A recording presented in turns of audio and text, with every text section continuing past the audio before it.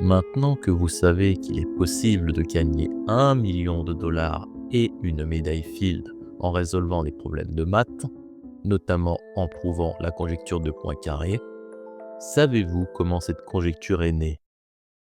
Prenez un café ou une boisson et laissez-moi vous raconter la naissance de la conjecture de Poincaré. Plaçons le contexte pour comprendre les circonstances qui ont mené Poincaré à énoncer sa conjecture et comment celle-ci était énoncée. Henri Poincaré, avec ses différents travaux dans le temps, il devint le fondateur de ce que nous appelons encore actuellement la topologie algébrique. La paternité de la topologie générale est attribuée à Léonard Euler avec les ponts de Königsberg. Petite interruption, je vous prie de m'excuser. Avant de continuer, j'aimerais vous préciser que l'histoire et les détails de cette narration sont tirés du livre Conjecture de Poincaré de Georges Spirou. Je le conseille vivement car il permet vraiment de nous plonger dans l'histoire de la résolution de la conjecture de Poincaré et permet de reconnaître ou découvrir comment se déroulent des travaux de recherche dans le temps sur un sujet en mathématiques notamment. Vous pourrez vous le procurer par mon lien Amazon affilié dans la description. Et maintenant, revenons à la vidéo. À la fin du 19e siècle et au début du 20e siècle, la topologie algébrique avait pour rôle de classifier ce que nous appelons les corps et les espaces. Dans le cas de Poincaré, il s'agissait de classifier les corps, ce que nous appelons communément les objets pour faire un lien à l'énoncé de la conjecture que j'ai écrite au début. Le but était et est toujours, comme je l'ai illustré précédemment, de passer d'un corps à l'autre pour garder le vocabulaire des écrits de Poincaré, par des opérations simples comme des étirements, des compressions, mais sans déchirure ou même collage. Malheureusement, la classification des corps ne se fait pas uniquement avec des opérations aussi simples. Il existe des déformations, autres que les étirements et compressions, qui permettent de conserver le même objet, topologiquement bien entendu. Ces opérations sont innombrables, même non facilement imaginables et concevables par le cerveau humain. Il y en a une infinité.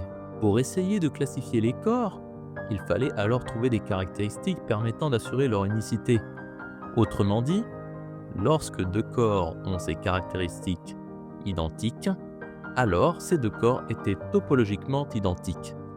Cette idée de caractéristique, ou que nous pouvons également appeler étiquette, naquit au XVIIIe et XIXe siècle. Mais il manquait la structure adéquate pour définir correctement ces étiquettes. C'est justement à ce point précis qu'interviennent les travaux de Poincaré. Pour cela, il décida d'introduire une série de nombres caractérisant les corps qui sont les nombres de Betti et les nombres de torsion. Pour faire simple, les nombres de Betti indiquent le nombre de trous d'un corps. Cela nous permet de faire le lien avec l'énoncé de la conjecture que je vous ai donné. Et le nombre de torsions qui permet de caractériser si le corps est, entre guillemets, tordu. Une question subsiste dans cette histoire. Où a-t-il énoncé sa conjecture et quel est le format original de celle-ci? Pour répondre à la question, Henri Poincaré a publié en 1895 l'Analysis Situs, son mémoire de topologie algébrique très chargé de nouvelles découvertes faites par ce dernier et de nouvelles idées dans presque chaque section, selon le mathématicien Jean Dieudonné quasiment un siècle plus tard. Quelques années plus tard, en 1900, il publia le second complément à l'Analysis Situs. Dans ce dernier, il n'y avait pas de thème nouveau, mais à la fin de cette publication se trouvait ce que nous appelons une bombe. La conclusion remarquable de ce second complément était que tout polyèdre dont tous les nombres de Betti sont égaux à 1 et qui est dépourvu de torsion est simplement connexe. Vous ne comprenez rien à l'énoncé? C'est normal. Essayons de simplifier. Rappelons-nous que les nombres de Betti d'un corps indiquent le nombre de trous et que les torsions étaient pour indiquer si le corps était tordu ou non. En rappelant également que le corps est appelé communément objet, cet énoncé revient à dire presque ce que nous avions énoncé au début. Je cite, « Tout objet sans trou et non tordu est une sphère. » Il s'agit de la première version de la conjecture de Poincaré, mais celle-ci n'est pas encore la version que nous connaissons à présent. Henri Poincaré n'a pas apporté de preuve de ce dernier énoncé, bien que l'article fût déjà assez long, 33 pages pour la précision, mais a ajouté cela. Afin de ne pas rendre ce mémoire encore plus long, je me contenterai ici d'annoncer le théorème dont la preuve exige encore un peu d'élaboration. La partie la plus ironique de cette version est qu'elle était fausse. Alors, Poincaré, pour remédier à cela, eut une idée. Il introduisit la notion de groupe fondamental d'un corps. Cela ne vous dit rien? C'est encore normal, mais pas de panique. Nous allons donner l'idée de ce concept. Pour vous donner une idée, pensez à tous les allers-retours possibles en partant de la ville de Paris. En partant de la Tour Eiffel, par exemple, pour trouver un point précis. En regroupant tous les allers-retours possibles depuis Paris en voiture, nous pouvons former un groupe. Le groupe des allers-retours depuis Paris en voiture. N'allons tout de même pas trop vite. Pour qu'il s'agisse d'un groupe réellement, il y a 3 critères sine qua non à respecter. Premièrement, tout élément du groupe, ici un aller-retour depuis Paris, doit pouvoir se combiner avec n'importe quel aller-retour depuis Paris. Vous conviendrez que faire par exemple un aller-retour Paris-Moscou, puis Paris-Londres, est un aller-retour depuis Paris, car nous partons de Paris et nous finissons à Paris. Deuxièmement, il doit exister un élément dit neutre, qui est l'aller-retour, qui, lorsqu'il est combiné avec n'importe quel autre aller-retour, il ne change pas le trajet, ce qui correspond au fait de rester à Paris, ou en d'autres termes, il s'agit de l'aller-retour de Paris à Paris.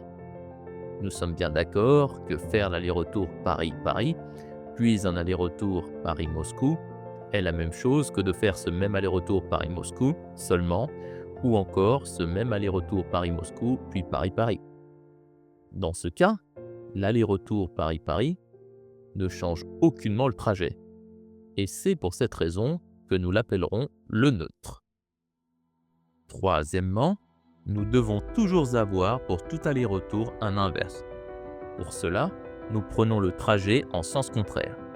Par exemple, pour un aller-retour Paris-Moscou passant par Berlin, puis Moscou et directement à Paris sans repasser par Berlin, son inverse est le trajet dans le sens contraire, passant par Moscou sans passer par Berlin, puis Berlin et enfin Paris. Pour avoir une image, imaginez que vous enregistrez sur une cassette le trajet et que vous rembobinez cette même cassette. Et voilà, nous avons prouvé que les allers-retours depuis Paris forment un groupe.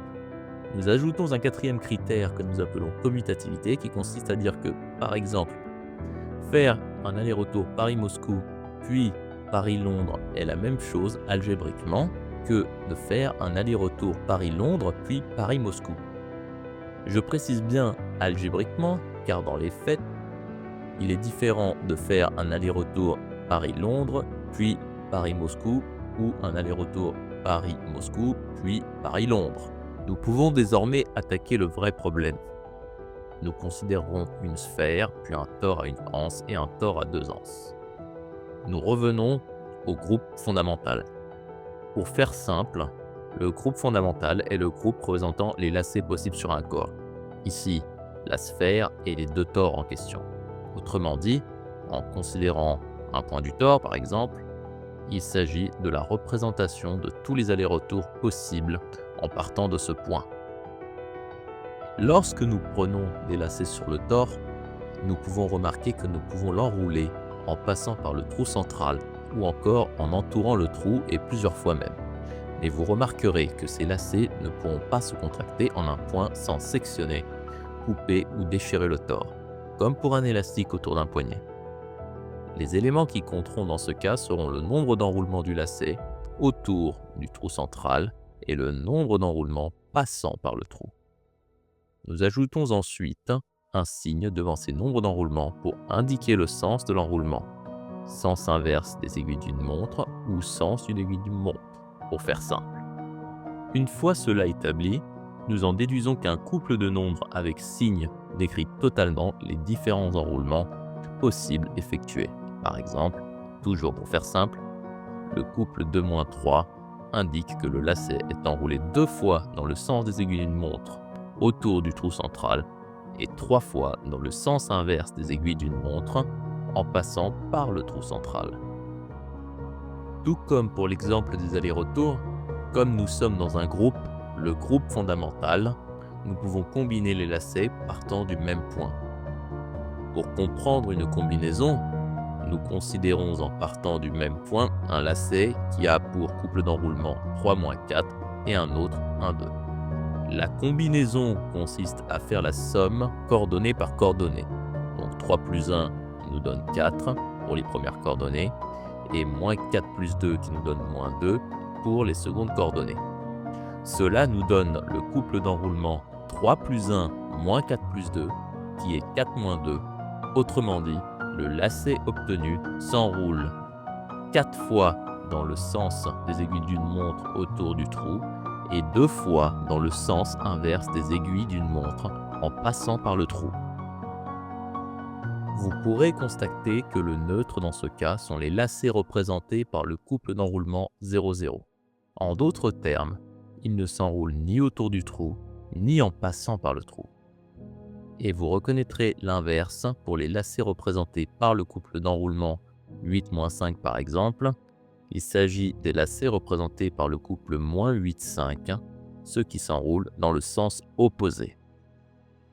Nous obtenons une représentation similaire du groupe fondamental du tore à 2 anses ou un 8, mais cette fois-ci, il s'agit de triplets d'enroulement comme 5-2-4, engendrés par les 2 trous. Pour la sphère qui n'a pas de trou, la situation est différente. Celle-ci ne permet qu'une catégorie de lacets.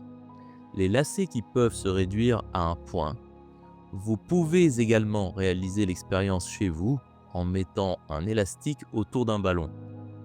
Celui-ci pourra toujours s'échapper sans abîmer le ballon. À cause de ce phénomène, le groupe fondamental de la sphère est réduit à un point qui est seulement le neutre. Il s'agit en fait du groupe trivial. Par la suite, Henri Poincaré parvint à montrer que les corps topologiquement identiques ont le même groupe fondamental. Il s'agit d'un invariant topologique, ce qui est déjà énorme. Alléluia! Mais cette dernière trouvaille était-elle suffisante pour caractériser topologiquement de façon unique un corps? Nous permet-elle d'arriver à l'énoncé de la conjecture telle que nous la connaissons aujourd'hui? Eh bien, pour la première, la réponse est non. Et quant à la seconde, la réponse est oui. Pourquoi non? Tout simplement parce qu'en 1919, 7 ans après le décès de Poincaré, James Alexander montra qu'il existe des corps topologiquement différents ayant le même groupe fondamental. Je vous épargne les détails de cette preuve.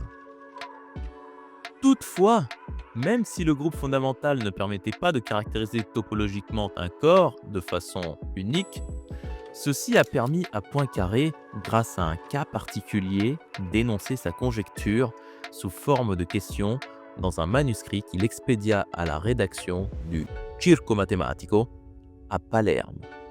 La question posée peut se formuler comme suit. Tout corps ayant le groupe trivial comme groupe fondamental est topologiquement une sphère. En creusant et en reformulant de façon simplifiée, nous retrouvons bel et bien la conjecture que je vous ai énoncée en début de vidéo. Tout objet sans trou est une sphère. Et voilà, nous arrivons à la version connue de la conjecture de Poincaré. Le chapitre 2 de cette série s'achève ici. Si vous êtes arrivé jusqu'ici, je vous remercie beaucoup de m'avoir écouté. Encore une fois, vous trouverez le livre de Georges Spiro intitulé La conjecture de Poincaré, édité par Jean-Claude Lattès, par mon lien affilié Amazon dans la description. Vous retrouverez également dans la description les sources des photos utilisées, des sons et des titres. A plus tard pour le chapitre 3 de la série. Ciao!